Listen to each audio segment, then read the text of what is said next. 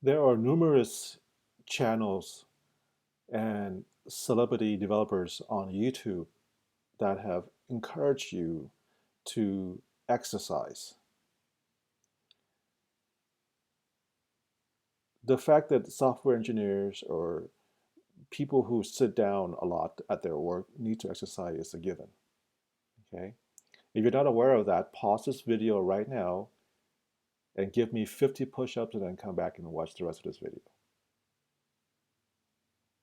Good. So, what type of exercises do I think it's good for software engineering? These are my suggestions, and it's only a suggestion. Um, if you're the engineering type and you enjoy problem solving, working out problems efficiently, may I please suggest jujitsu? Okay. Now, I prefer the Brazilian flavor of jujitsu,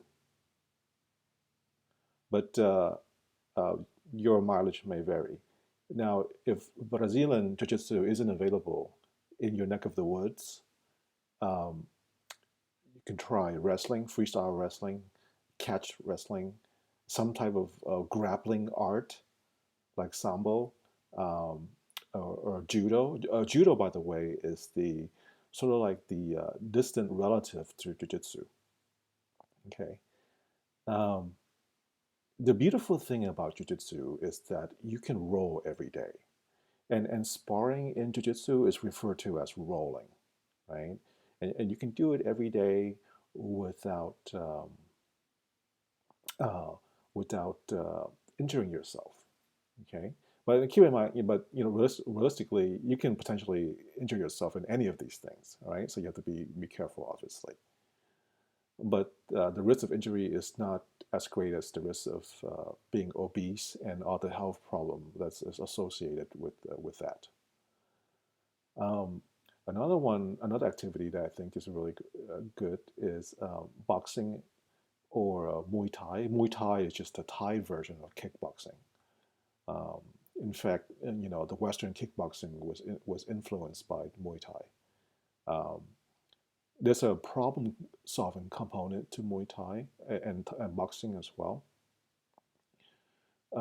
But you cannot spar every day. Sparring means well, to fight somebody one on one, right? I don't know. You're really good, maybe two on one.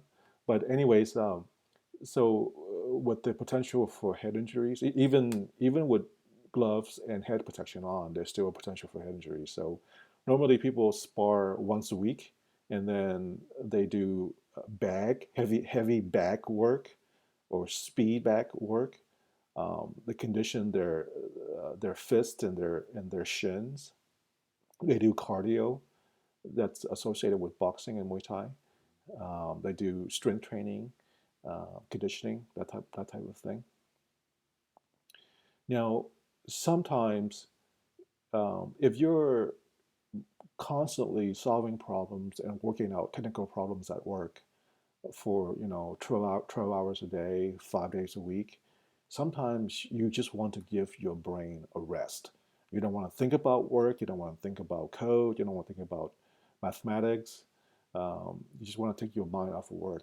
For that, may I suggest hand-eye coordination type sports like tennis or racquetball or hitting baseball or softballs at a batting cage.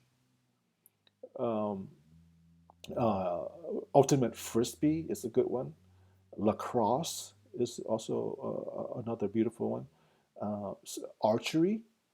Now, some of you might think that archery is not a good sport. Well, try shooting a 6'4" English longbow with an 80-pound draw weight at 70 to 80 yards and then walking back and forth to your target to retrieve your arrows. Do that for like 45 minutes to an hour and see how that feels.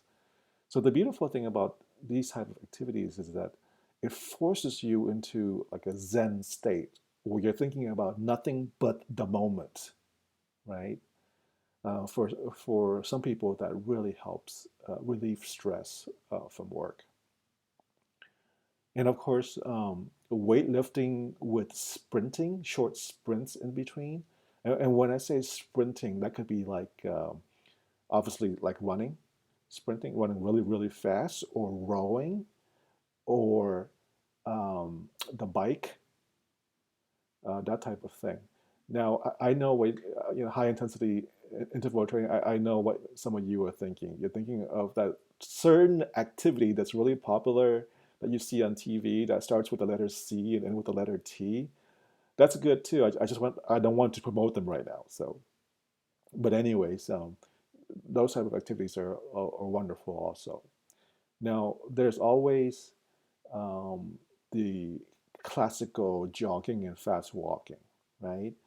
But what I found for some people is that they cannot shut their brain off while they're jogging or fast walking. Some people listen to music, but they just can't seem to turn off their brain. Um, but your mileage may vary there. Another option is body weight exercises like calisthenics, gymnastic strength training, and Pilates that are focused on building core strength and just overall structural strength. I think that's really wonderful. Now, it doesn't necessarily have to be just one of these. It could be a combination of these, or maybe all of these. To keep things fresh and interesting, switch them up. Do one thing one day, do another thing the next day. Maybe switch it up every week, every other week. Whatever works for you. Another thing too to consider is that if you are sitting down at your workstation or standing at your workstation, every 2 hours, get up and do something for about 5 minutes. Run in place, uh, uh, jumping jacks, do some push-ups, whatever. As long as it doesn't hurt the person next to you or yourself, then you're good to go. Um, but again, just try to be consistent, whatever you do. Uh, you don't want to be like Boris Yeltsin, who played tennis vigorously once a year.